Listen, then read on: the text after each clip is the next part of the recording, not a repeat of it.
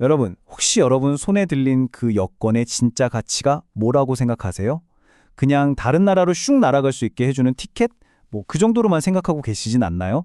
오늘은요, 우리가 흔히 생각하는 여권의 힘, 그 통념을 넘어서서 그 본질적인 의미가 대체 뭔지 한번 제대로 파헤쳐 보려고 합니다. 자, 화면에 보이는 이 숫자 190 어때요? 꽤 인상적인 숫자죠? 이게 과연 뭘 의미하는 숫자일까요? 네, 바로 이 대한민국 여권 하나만 있으면 비자 없이도 갈 수 있는 나라가 무려 190개국이라는 뜻입니다. 2025년 헨리 여권 지수를 보면 전 세계에서 거의 최상위권, 2위권에 해당하는 엄청난 이동성을 자랑하는 거죠. 놀랍게도 이게 미국보다도 더 높은 순위예요. 자, 그런데 여기서 한번 멈춰서 생각해 볼 지점이 있습니다. 단순히 갈 수 있는 나라가 많다는 거, 그게 정말 여권이 가진 힘의 전부를 의미하는 걸까요? 혹시 우리가 뭔가 더 중요하고 본질적인 가치를 놓치고 있는 건 아닐까요? 이제 이 질문에 대한 답을 찾아보기 위해서 좀 충격적일 수 있는 가상의 시나리오를 하나 같이 들여다볼게요. 2025년 캄보디아에서 일어났다고 가정한 이 사건은요, 아마 우리가 여권의 힘에 대해 갖고 있던 생각을 완전히 뒤집어 놓는 계기가 될지도 모릅니다. 자, 사건은 이렇습니다. 캄보디아에서 한국인들이 온라인 보이스피싱 같은 사기 조직에 납치가 된 거예요. 그리고 거기서 강제 노동과 폭행에 시달리는 정말 끔찍한 일이 벌어지죠. 일부는 다행히 구출됐지만 안타깝게도 몇몇 분들은 목숨을 잃고 맙니다. 물론 우리 정부도 가만히 있지는 않았습니다. 신속하게 그 지역에 열행금지 조치를 내렸고요. 현지에 합동대응팀을 보내서 일부 피해자들을 구해내는 데 성공했죠. 하지만 사망의 원인을 정확히 밝혀내고 그 배후 세력을 찾아내서 처벌하는 이런 핵심적인 문제들은 여전히 해결되지 않은 채로 남아 있습니다. 바로 이 지점이 우리가 오늘 이야기하려는 핵심입니다. 갈 수 있는 나라와 안전하게 돌아올 수 있는 나라는 완전히 다른 개념이라는 거죠. 이 가상의 사건은 우리에게 여권의 이동성만으로는, 즉 갈 수 있는 나라가 많다는 것만으로는 결코 충분하지 않다는 걸 아주 명확하게 보여주는 겁니다. 그렇다면 진정한 의미의 국가 보호라는 건 과연 뭘까요? 이 문제를 좀 더 깊이 파고들기 위해서 국가가 자국민을 보호하는 두 가지의 서로 다른 철학에 대해서 한번 자세히 들여다보겠습니다. 여권의 힘은 크게 두 가지로 나눠볼 수 있어요. 하나는 우리가 너무나 잘 아는 이동성, 그러니까 자유롭게 여행할 수 있는 힘이죠. 그리고 다른 하나가 바로 보호력입니다.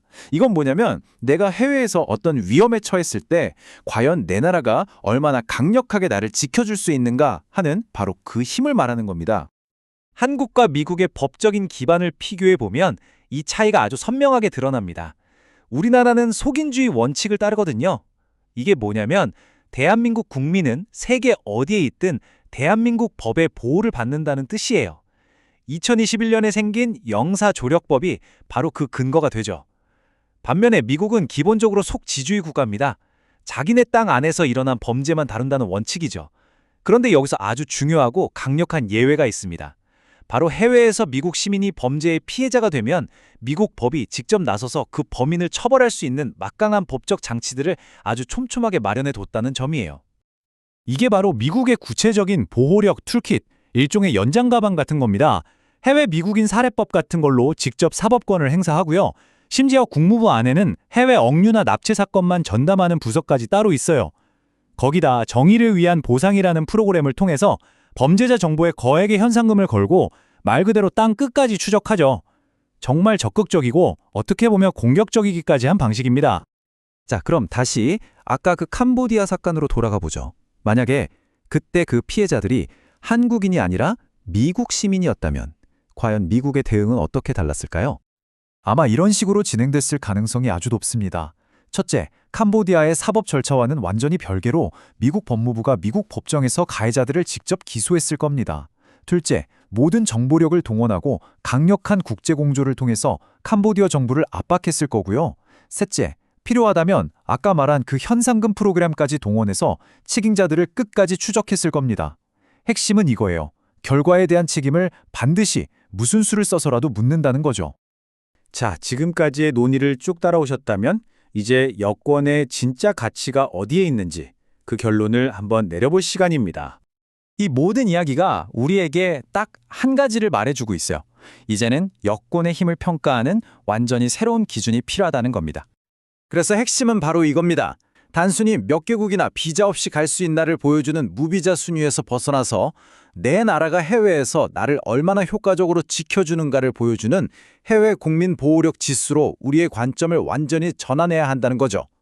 여기서 말하는 국민 보호력 지수라는 건요, 그냥 사건이 터진 다음에 뒷수습하는 걸 넘어서는 개념이에요.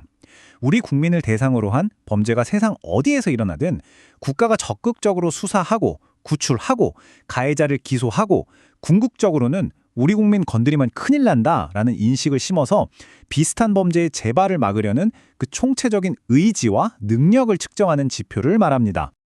사실 대한민국 입장에서 보면요. 이건 뭐 새로운 법을 만들어야 하는 그런 문제가 아닙니다. 왜냐하면 우리에게는 이미 속인주의라는 아주 강력한 법적인 원칙이 있거든요. 이제 필요한 건 그 원칙을 그냥 서류 위에 잠자게 두는 게 아니라 실제 행동으로 옮기는 강력한 국가적인 의지, 바로 그거 하나입니다. 결국 오늘 나눈 모든 이야기는 이 한 문장으로 요약될 수 있을 것 같아요. 선진국의 진정한 촉도는 자국민을 끝까지 보호하는 능력에 있다. 이건 단순히 외교 정책의 문제가 아니라 한 국가의 품격과 존엄성에 관한 문제인 거죠. 마지막으로 여러분께 이 질문을 한번 던져보고 싶습니다. 여러분이 가진 그 여권의 궁극적인 약속은 과연 무엇일까요? 그저 그런 여행 증명서일까요? 아니면 하나의 굳건한 서약일까요? 당신이 이 세상 아무리 먼 곳에 가 있더라도 당신의 나라가 당신의 안전한 귀국을 끝까지 책임지겠다는 그런 든든한 서약 말입니다.